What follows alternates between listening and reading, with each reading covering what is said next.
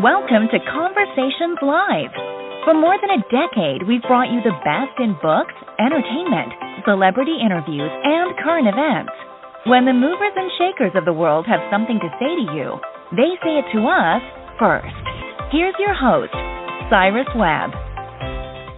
Welcome back, everyone, to Conversations Live. I'm your host, Cyrus Webb. Glad you all could join us once again. For our radio audience tuning in at WYAD 94.1 FM and WYADonline.com, we're glad that you all can be with us. Also tuning in to our friends at iHeartRadio and Amazon Music, we're glad you all could be with us as well.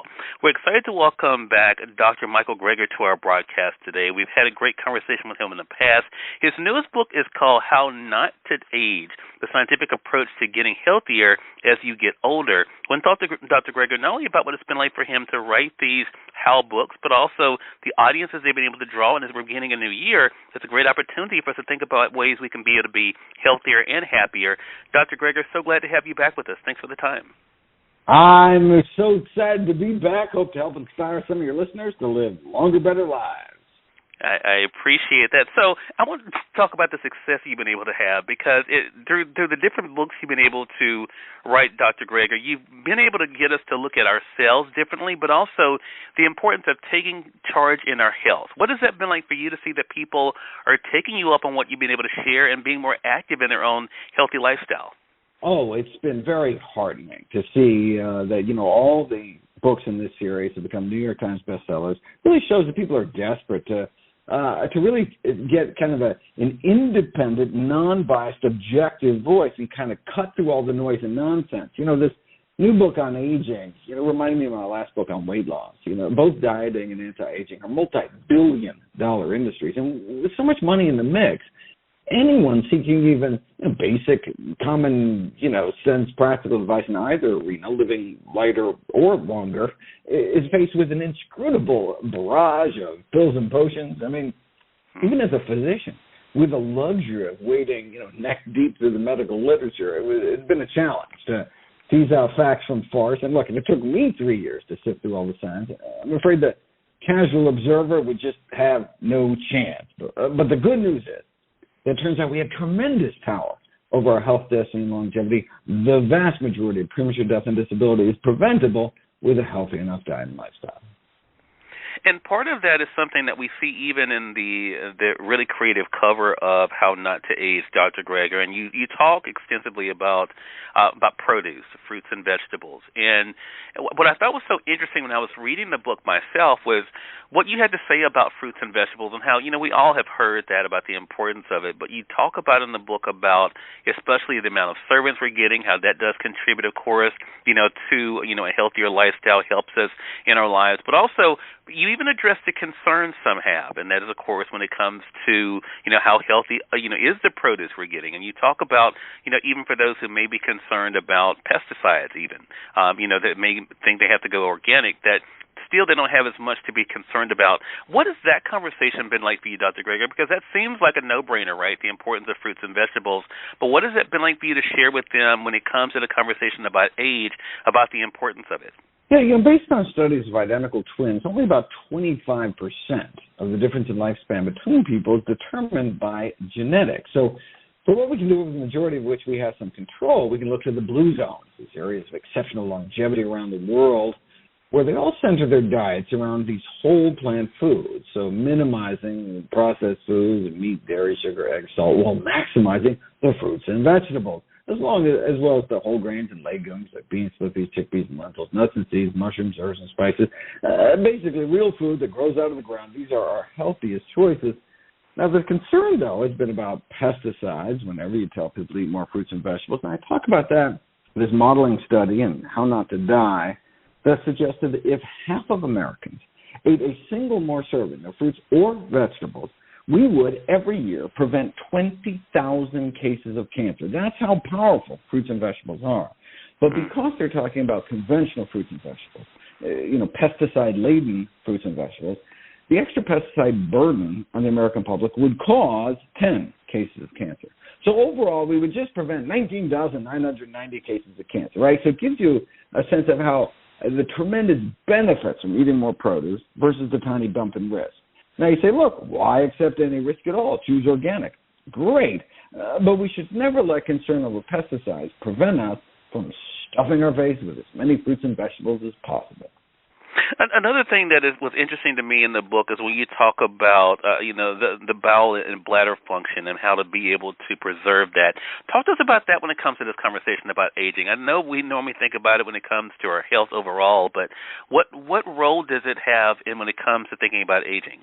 Oh, well, certainly in terms of bladder function, urinary incontinence affects as many as half of women older than age 80. Vaginal birth, obesity, risk factors.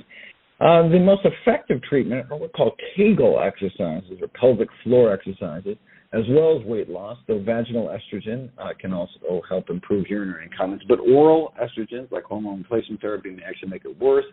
Yoga appears to help with stress incontinence, but not urgency incontinence, two different types. Overactive bladder is about 1 in 3 older individuals have overactive bladder. But can be treated with less than a quarter teaspoon of cranberry powder a day. Works 4 times better than the billion-dollar drugs that are used to treat overactive bladder. For men, prostate enlargement, also known as benign prostatic hyperplasia or BPH, affects as many as 50% of men in their 50s. Saw palmetto, which is a herbal supplement, fails to offer clinical benefits, but vitamin D supplements can actually help, as well as flaxseed, pumpkin seeds, cranberries again, and a more plant-based diet in general can also reduce prostate size, take some of that pressure off. And then in terms of reducing the number of nights you have to get up to pee in the middle of the night, decreasing sodium intake, which helps decreasing the concentration of urine, can also help in terms of bladder function. In terms of bowel function, chronic constipation becomes more common as we get older. And routinely straining to pass stool can contribute to problems such as diverticulosis and hemorrhoids and hiatal hernia, varicose veins. And the best way to address constipation is exercise regularly and increase your intake of fiber-rich foods, especially these legumes, beans, flippers, chickpeas, lentils, and whole intact grains. Although the fiber supplement psyllium, that's sold as Metamucil, can improve constipation symptoms, fiber supplements don't appear to match the chronic disease benefits attributed to dietary fiber found naturally in food. Other fruits can help. Flaxseed, prunes, fresh mangoes all beat out psyllium in randomized controlled trials for constipation relief. And in terms of preventing colorectal cancer, which is the number 1 cancer killer among non-smokers, it's recommended starting age 45. Screening for colon cancer risk, there are 6 acceptable screening strategies, half of which are non-invasive, so you don't have to get a colonoscopy. There are other ways to test for colorectal cancer, and that's encouraged for everyone starting at age 45, and maybe for African Americans even starting as early as age 40. Dr. Greg, I'm glad you mentioned that because that's something I'm turning 49 this year, getting ready to have, my first test. I already had made the plans, but I thought it was interesting because this has been an interesting conversation for people when it comes to when we should. Is that something that has moved up in recent years about that when a male should start thinking about being able to be tested for colon cancer? Yeah, male or female. The rate of colorectal cancer among younger individuals has so increased that's why they moved the age. It used to be age 50. You didn't have to get screened until age 50. Now they moved it to 45 because younger people are coming down with it, and it's so easily treatable in the earliest stages. You can just snip it off, the little cancerous polyp, and then you're good to go. Whereas if you let that cancer, if you don't know you have that cancer, and it becomes invasive, then it's actually very hard to treat and can be fatal. That's why screening is so important. It doesn't prevent cancer, obviously, but if you can treat it in its earliest stages, then you can prevent the devastating effects. That's why a book like this, Dr. Greger, is so important. And you go on to talk about things we can do, of course, when it comes to our joint functions and, of course, our mind. So I definitely invite our audience to be able to get their copy of the new bestseller by Dr. Michael Greger. It's How Not to Age. So much great information, as you all can tell. And I love the fact, Dr. Greger, once again, it's easy to read, so anyone can be able to read it and to understand it. Again, the scientific approach to getting healthier as you get older. It's available through our friends at Amazon or through your favorite local bookstore. Dr. Greger, you have a website as well. Go ahead and let our audience know how to stay connected with you. Absolutely. You can go to nutritionfacts.org.